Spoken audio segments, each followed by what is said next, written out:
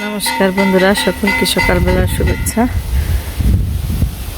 তো সকালবেলায় অনেক সুন্দর বাতাস, আকাশটা মেঘলা থাকলেও পরিষ্কার হয়, মাঝে মাঝে পরিষ্কার হয়, আবার যে মেঘলাও আছে। তো মোটামুটি খারাপ না, সুন্দর একটা পরিবেশ, মানে বাতাস আছে অনেক, তাই কষ্ট নেই কোনো, ততটা গরম নেই। কিন্তু তারপরে তো রোদ যদি ভালোভাবে না ওঠে তাহলে তো আমরা ধান শুকাইতে পারব না। আমাদের ধান কাটা শেষ হয়ে গেছে, কিন্তু এখন তো ধান নোয়া শেষ হয় নেই, মানে এগুলো সব জায়গা মতন রাখতে পারলে সে না, মোটামুটি শেষ হয়ে গেল ধানের কাজ। তো সকালবেলায় মা পুজো দেবেন এসে, ওরা বাড়ি গেছিলো, আবার ওদের নিজেদের ধান নিয়ে তারপর আবার এসে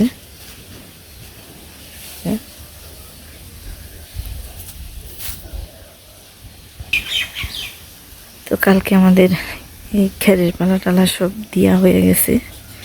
তো ওগুলো সব ভিডিও করে নিয়ে, মানে খুবই ব্যস্ততার মধ্যে কয়েকটা দিন গেল, যার জন্য আর ভিডিও টিডিও দিতে পারি নাই। এইখানে ভেঙ্গে সব সাবরা সাবরা ভেঙ্গে তারপর এই খেরগুলো আনা হয়েছে, যে দুইটা পালা হয়েছে খেরের, যে একটা ওই পাশে একটা।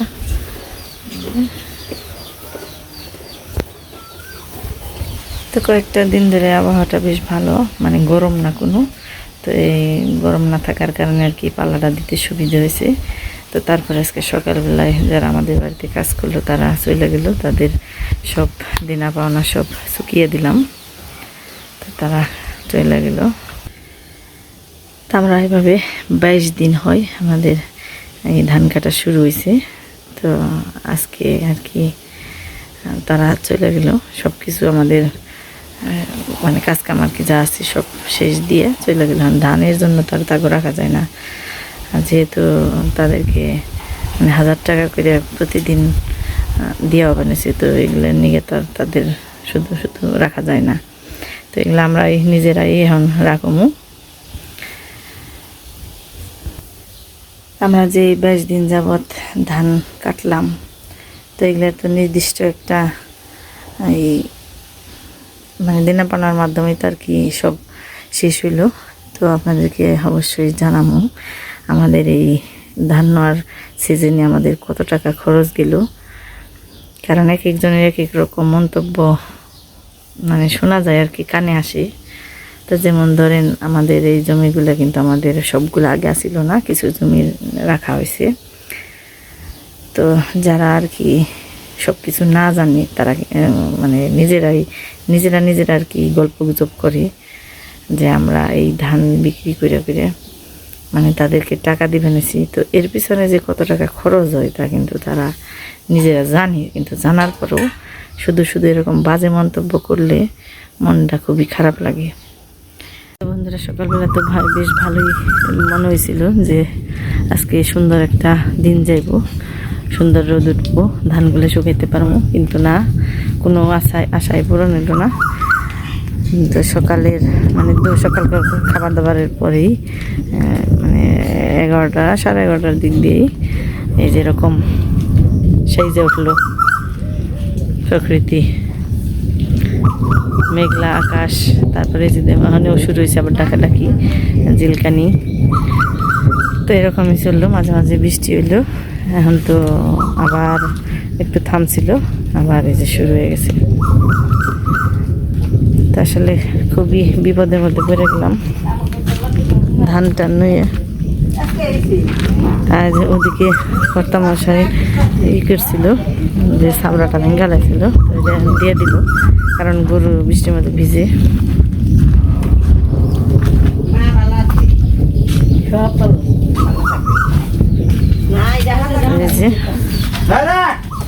পাড়া দিব তো তেমন করে গুনে ভালোভাবে থাকা পারবো না। না স্নান করো দেহ আবার যে কাইলে করছি, একটু উত্তর দিকে যাই। তো এই যে উত্তর দিকের অবস্থাটা একটু দেখাই, কারণ এখানকার বৃষ্টি তো উত্তর দিকের বৃষ্টি, উত্তর দিক থেকে আসে।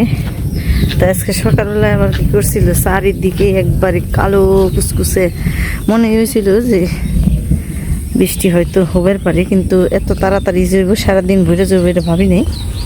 ভাবছিলাম যে হয়তো দিন শেষে অর্থাৎ বিকেলবেলা হইব, কারণ একটা এই মেঘও মানে কেলা করে আর কি ঠিকঠাক মতন আসছিল না, সব উইরে উইরে যাবেন ছিল গা। এই কারণে মনে হয়েছিল যে হয়তো বা বৃষ্টিটা হইব না, কিন্তু দেখেন চারপাশের অবস্থা। আর ডাকাডাকিতে মনে হয়েছে যে নিম্নচাপের মতন হইল। কালকে হয়েছে এরকম, মানে গত 3-4 দিন ধরে হয়েছিল, কিন্তু রোদ উঠছে আর কি, এত ডাকাডাকিও পারে নাই, আর এরকম খানিক বাদে বাদে বৃষ্টি হয়নি। তো বেশ খারাপ অবস্থা। এই যে ওই যে ধান রয়ে গেছে আমাগো 2 জায়গায়, এখানে না হইলেও 30 মনের মতো হইব ধান এখনো আছে বাড়ির নিচে, ওগুলো আনতে হইব। তো সকালবেলা কিছু উড়িয়ে আনছি, 4-5 মনের মতো উড়ানো গেছে, মানে বাতাস হলো চারিদিক থেকে বাতাস, তো ধান উড়ানোর মতো মানে ওই না, যোগ্য না। বাতাসটা একদিকে থাকে তাহলে ভালো করে ধান উড়াইতে সুবিধা হয়। তো যার কারণে আর উড়ানো যায়নি, এক জায়গায় জড়ো করে রেখে দিছি। ফোঁটা পড়লো, বৃষ্টি পড়লো, আর এই যে দেখেন অবস্থাটা কি ডাকাডাকি। এই যে আবার মনে হয় যে শুরু হয়ে যাব।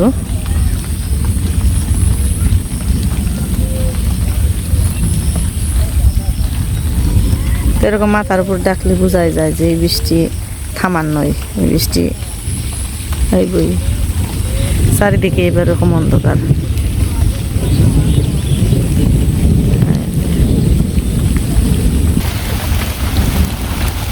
তখন বাড়ির দিকে যাই, বৃষ্টির ফোঁটা ভালোই বড় বড় পড়বানেছে।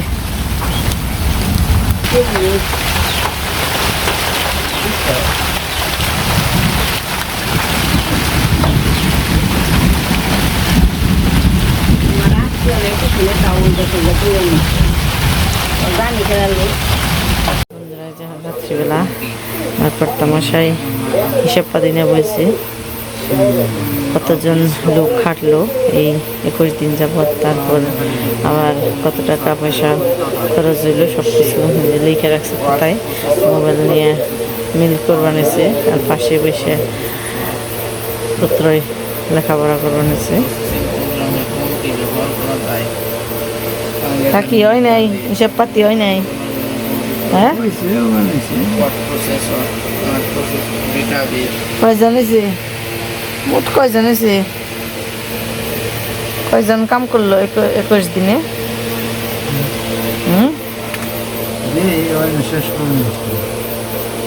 শেষ করে নেবে?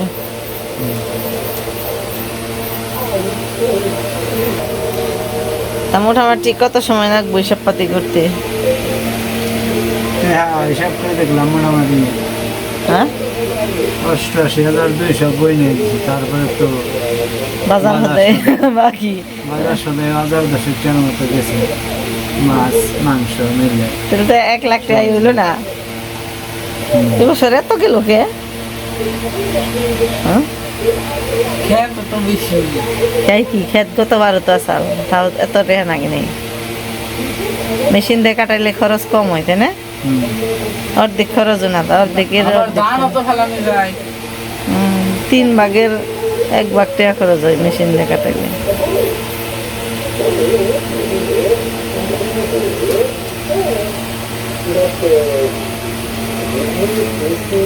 তো 21 দিনের মধ্যে মানে সব দিন তার 6 জন করে নাই, কিছু সময় 3 জন করছে, আবার মাঝখানে 6 জন করছে, আবার শেষের দিকেও 4-5 দিন 3 জনে করছে। তো এইভাবে মোটমাট আর কি 4 দিন করছে 3 জনে লাস্টে। তো এইভাবে মোটামুটি আর কি এই 21 দিন পর্যন্ত কাজ করা হয়েছে। হ্যাঁ গো, তাতে খরচ গেছে কত? 88,000 টাকা। 88,200। এই যারা কাম করলো তাগো বিল হয়েছে 88,200। তারপরে তো বাজার সদাই আছি। তো এই হলো আমাগো ধান নেওয়ার কি নিজের পরিশ্রম তো আছে, নিজের পরিশ্রম কি আর ধরন যাব? নিজের পরিশ্রম ধরন যাব না, জাগতে কাম করাইছ, নিজের পরিশ্রমের কোনো পারিশ্রমিক নাই। নিজের পরিশ্রমের দিয়ার বা তো তোমার পরিশ্রমের পারিশ্রমিক কি আমি দিয়ে হারুম? তা পারুম না, আমারটাও তুমি দিয়ে হারবে না, তোমারটাও আমি দিয়ে হারুম না, এটা হলো নিজে গো। কিন্তু তারপরেও মানে সব কিছু মিলিয়ে লাখ টাকার উপরে আমাকে খরচ গেছে এই ধান নোয়ায়। তারপরে তো সেল ডেল তো আছেই, তাই না? 11.5 মণ ধান ভাঙ্গাইছিলাম। আমরা রাখা কি শেষ দিতে গেছে? না, আছে এখনো ধান নোয়া, তার শেষ হয়নি আমাকে, ওই ধান নোয়া শেষ হইব।